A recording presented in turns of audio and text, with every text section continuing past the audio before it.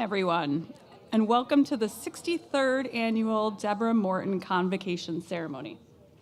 My name is Alicia Faraday, and I am the Vice President of Institutional Advancement. On behalf of the university, I would like to welcome members of the Deborah Morton Society, past UNE trustees, and members of the UNE community joining us for this celebration. I would also like to ask you to join me in a very special welcome to our honorees this afternoon. Diane Collins Field, right there,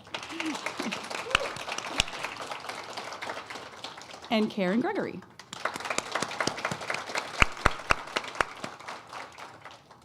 If you have attended any one of the previous 62 Deborah Morton Society convocations, you will have already noticed something different about this one. For the first time ever, UNE is holding this event on its Biddeford campus. This venue change was inspired by current society members who want UNE undergraduate students to have access to the stories, experiences, and connections these accomplished women can share.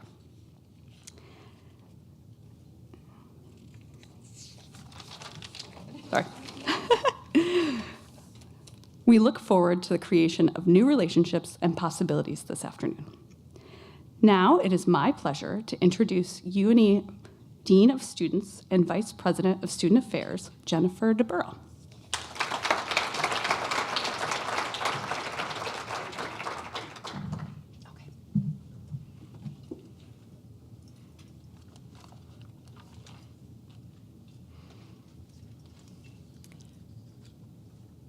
Please hold.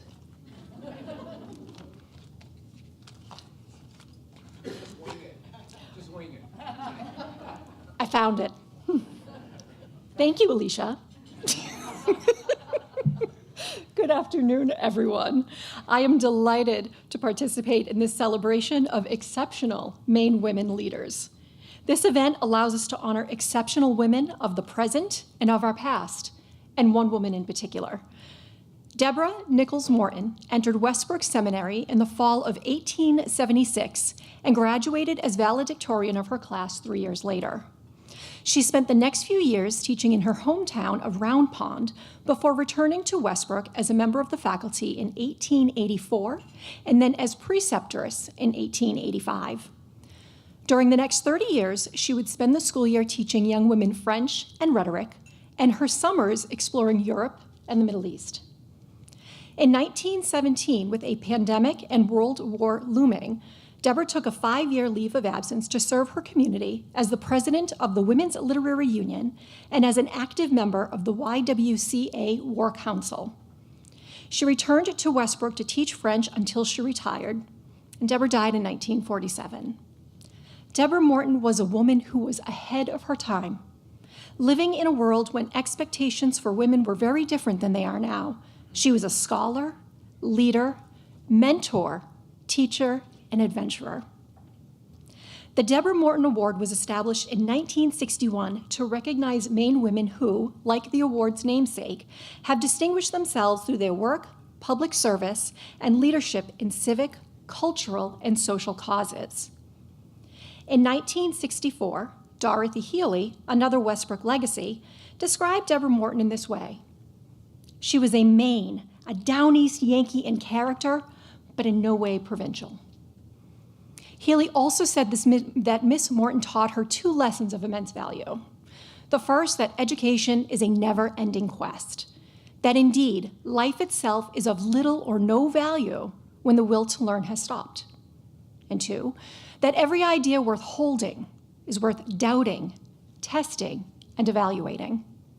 I think Deborah Morton would be very much at home at UNE today, and UNE is incredibly proud to have inspirational leaders like Deborah Morton in its institutional history. At this time, I would like to welcome to the podium President James Herbert.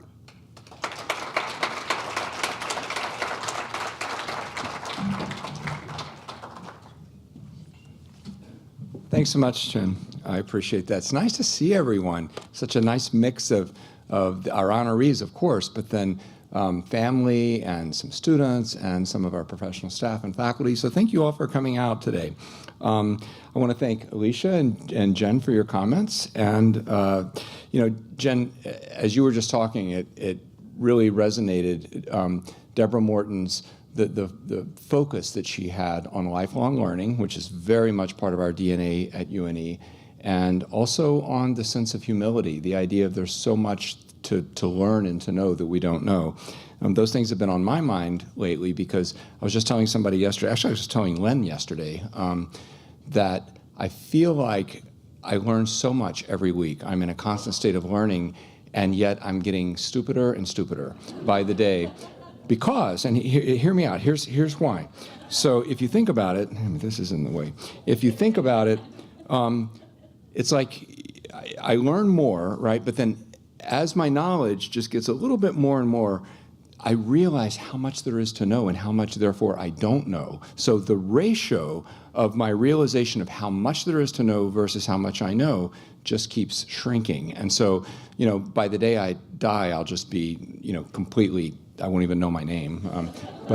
So anyway, but seriously, the emphasis on lifelong learning is something that we take very seriously here, and we should all aspire to the values that Deborah Morton laid out in that regard. So welcome to the 63rd annual Convocation ceremony to carry on this tradition of the Deborah Morton Society. And it's a real privilege to be able to carry this on and to recognize so many visionary women leaders, many of whom are in the room with us tonight. So thank you for the former Debbies, well, current Debbies, but former Deborah Morton inductees that have joined us as well. And so could I ask, just for a moment, all the people that are with us today, the former, why am I saying former inductees, the current Debbies, those who are part of the Deborah Morton Society, could you please stand to be recognized?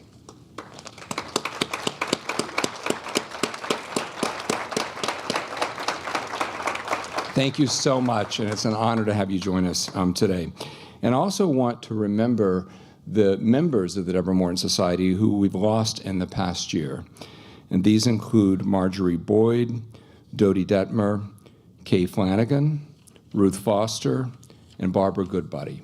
So if we can just have a moment of silence in recognition of those extraordinary women.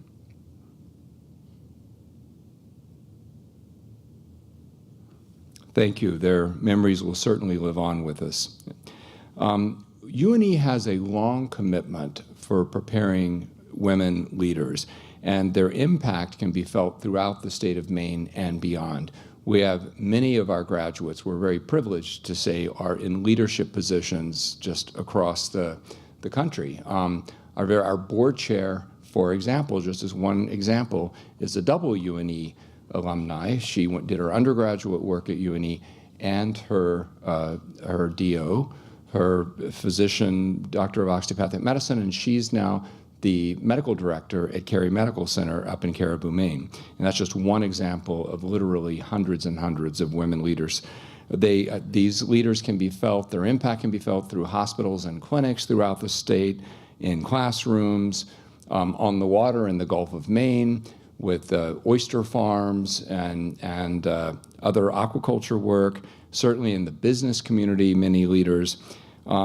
This tradition that we have at UNE of educational access for women and for other groups that have traditionally been marginalized and not been part of the educational system, this is something that runs very deep in our DNA. And it started back with Westbrook College, which was formerly known as Westbrook Junior College, and formerly before that, Westbrook Seminary, started in 1831, admitting women to college, providing higher education at a time when very, very few institutions in the country may open their doors to women. And so that sort of set the tone, set the stage for UNE's commitment to educating people who might not otherwise have that opportunity. That's on this very campus in Biddeford, there's a similar story, not focused on women, but focused on the sons of Quebecois French immigrants, French-speaking immigrants, who literally, in many cases, walked over the mountains into Maine to come work in the mills in Biddeford. And those folks, they spoke French, they were Catholic, and they weren't welcome in the local schools, including the high schools. And so the Franciscan Brothers of St. Francis College, right on this very campus, started a program, initially a high school program, to teach these young men, initially in French, but then transitioning to English. And then that high school program became a junior college, which eventually became St. Francis College. And that's the second piece of our legacy. And then finally, our College of Osteopathic Medicine. The New England College of Osteopathic Medicine was a grassroots effort of physicians who, recognizing there was no college of medicine and that Maine needed doctors, they literally pooled their money, took out mortgages on their house to create a medical school right here on this campus, partnered up with the Franciscan Brothers to use space right on this campus. And that was very much a grassroots effort. And the legacy, the tradition that these roads to access has become instantiated in our DNA at UNE. And currently, just as an example, we have fully a third of our undergraduate students are first-generation students, like me, the first in their family to have the privilege of going to college. And so that tradition is very much with us. And so our focus on training women leaders is very much consistent with that tradition. And we even have some members back there, students who are part of our Women in Business Club. And it's very kind of them. One thing I've recently learned about the Women in Business Club is they actually do welcome men to come to some of their events. So there you go. That's a great thing as well.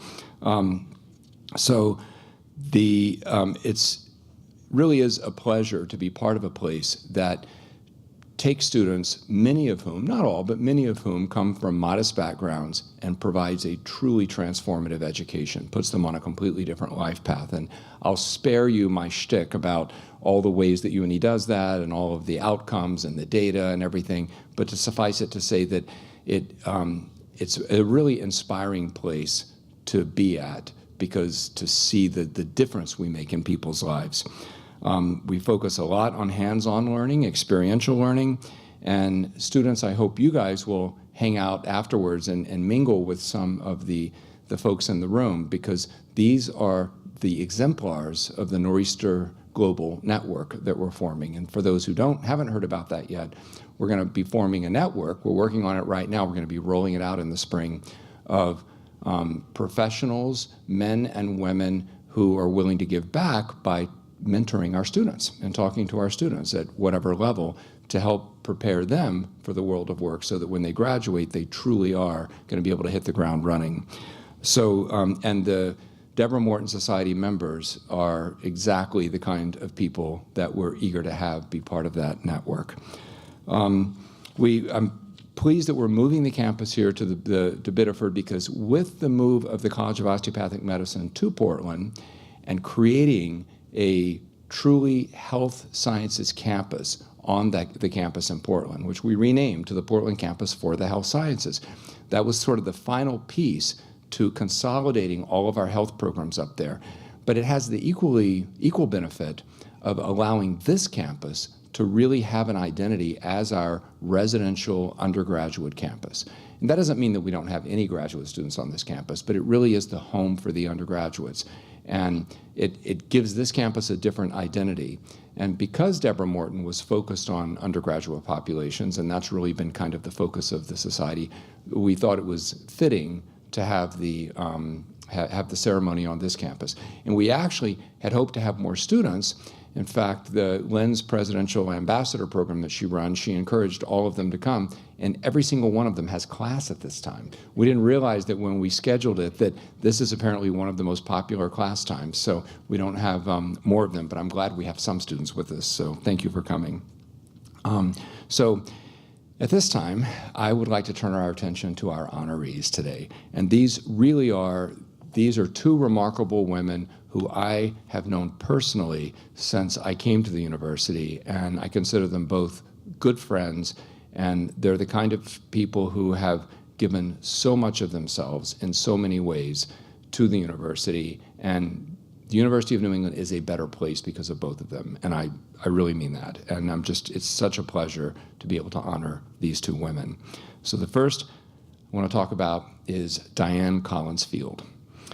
Over the course of a very impressive 35-year career, career, Diane held senior leadership roles at some of Maine's most respected financial institutions, including Androscoggin Bank, People's United Bank, and Key Bank.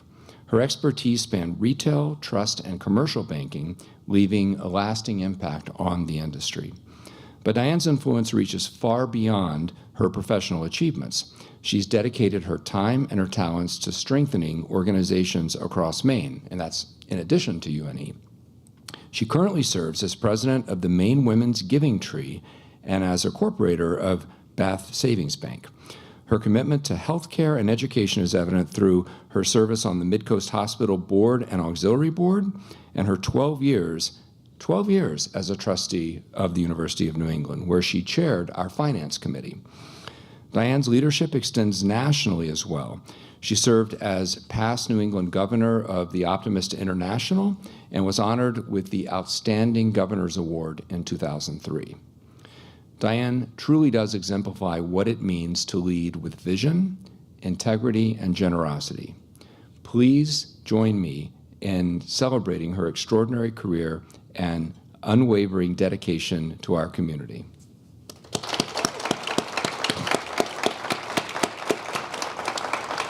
And I have to say, one last thing. As a native Mainer, Diane is the third in her family to be inducted into the Deborah Morton Society, joining her cousin, Senator Susan Collins, and her aunt, Patricia McGuinn Collins. So, Diane, please join me up here.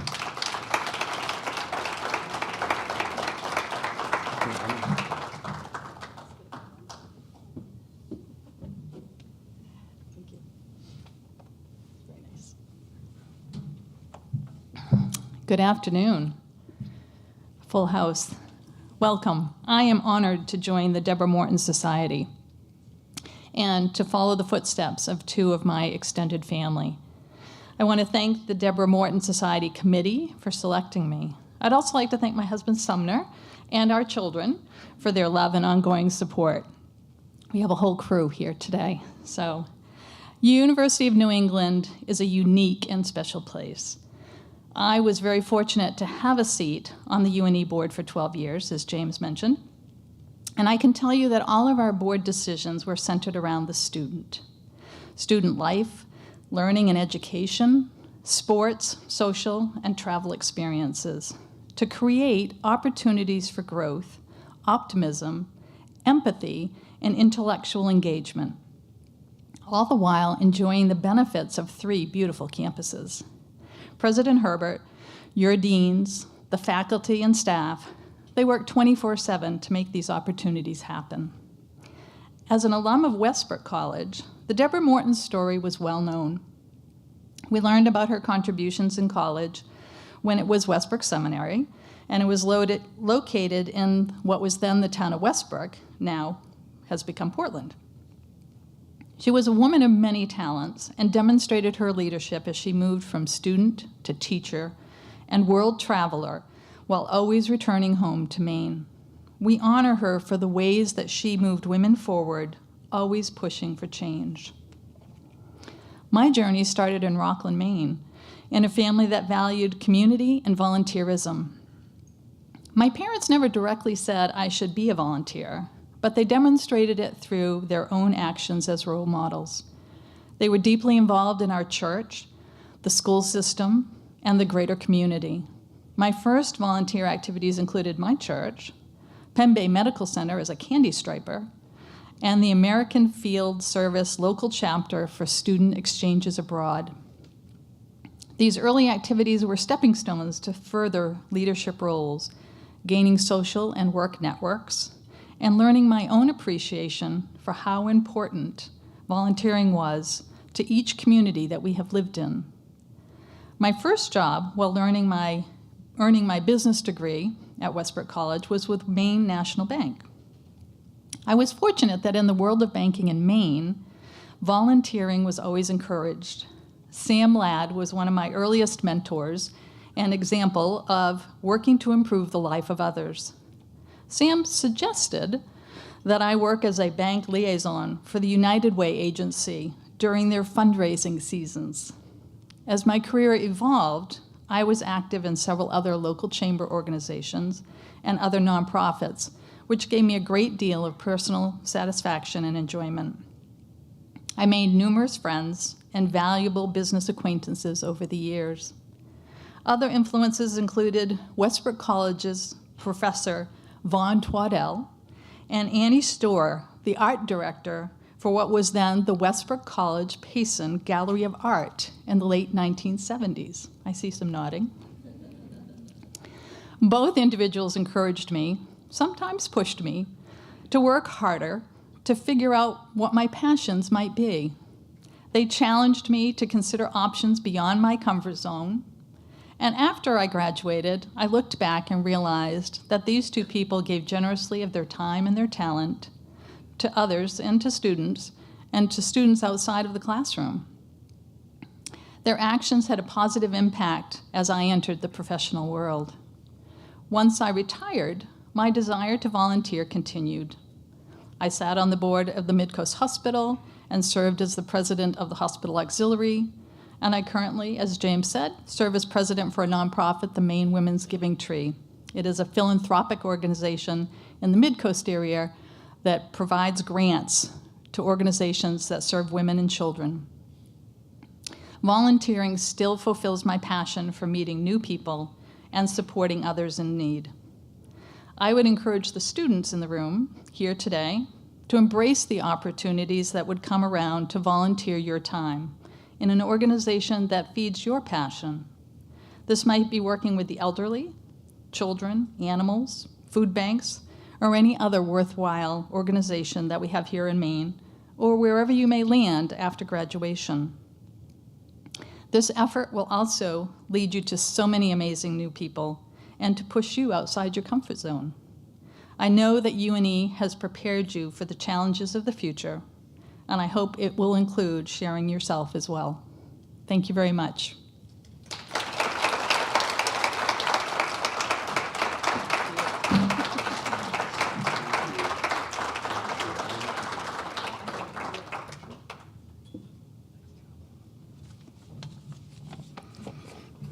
Thank you so much, Diane. Okay, I'm now honored to present our second Deborah Morton awardee today, Karin Gregory.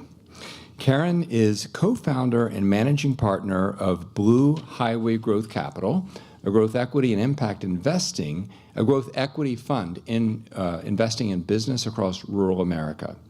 With more than 35 years of experience as an attorney, an executive, and an investor, Karin has built a career defined by innovation to community development. And a lot of that community development you can see right here, her impact in Biddeford. She is a giant locally. Before launching Blue Highway, Karin served as chair of CEI Ventures, a socially responsible impact private equity firm, and on the board of its parent company, Coastal Enterprises Incorporated, a nonprofit dedicated to rural business and community development. She also co-founded Furman Gregory Deptula. Did I get that right? Okay, Deptula, a full-service law firm representing early-stage life science technology companies and micro-businesses. Karin's influence extends both nationally and locally. She serves on the Federal Reserve Board of Governors Community Advisory Committee, the Impact Capital Managers Board, and is a founding board member of Accelera Incorporated, a Maine-based med tech company. She also contributes her expertise to the UNE College of Business Advisory Board and the City of Biddeford's Downtown Development Commission. Throughout her remarkable career, Karin has served on numerous for-profit and nonprofit boards across New England and is a longtime member of the Boston Club. Her academic achievements are equally impressive, holding degrees from Wells College, Boston University, and the University of New Hampshire School of Law, along with advanced certifications from Cornell University.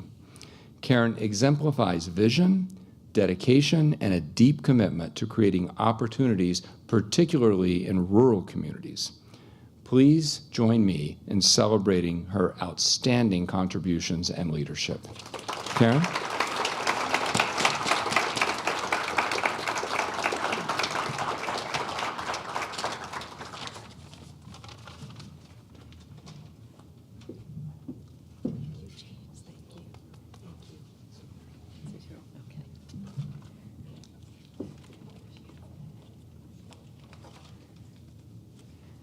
Thank you, everyone.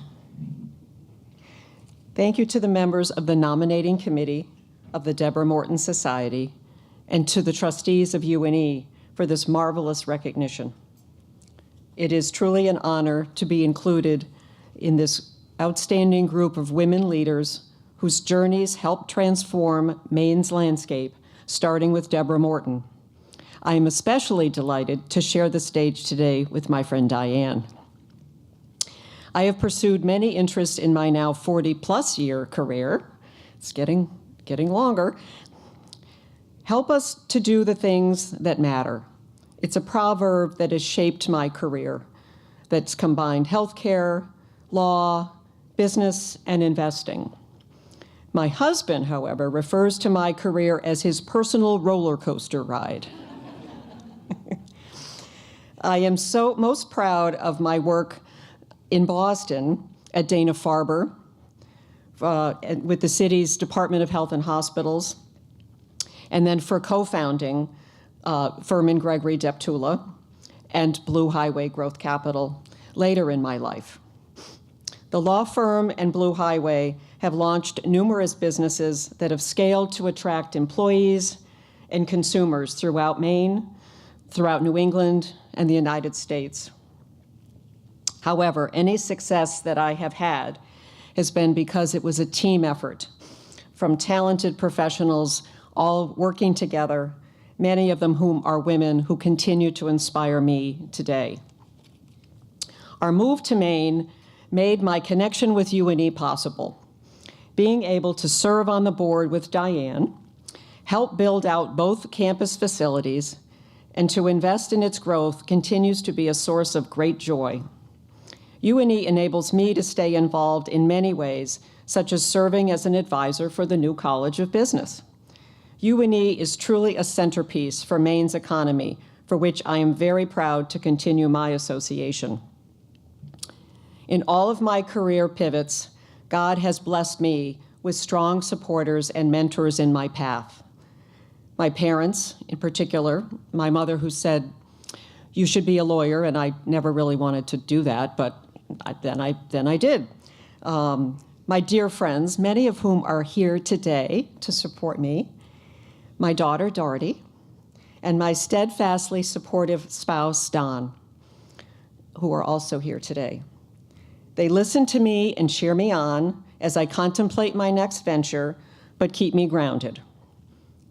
One of my passions remains supporting and strengthening women of all ages in their endeavors and efforts to make a difference. I have a quote on my desk from Eleanor Roosevelt that says, "The future belongs to those who believe in the beauty of their dreams." I encourage all of you to keep dreaming and do the things that matter for society. It will make a difference in the lives of others and in yours. Thank you.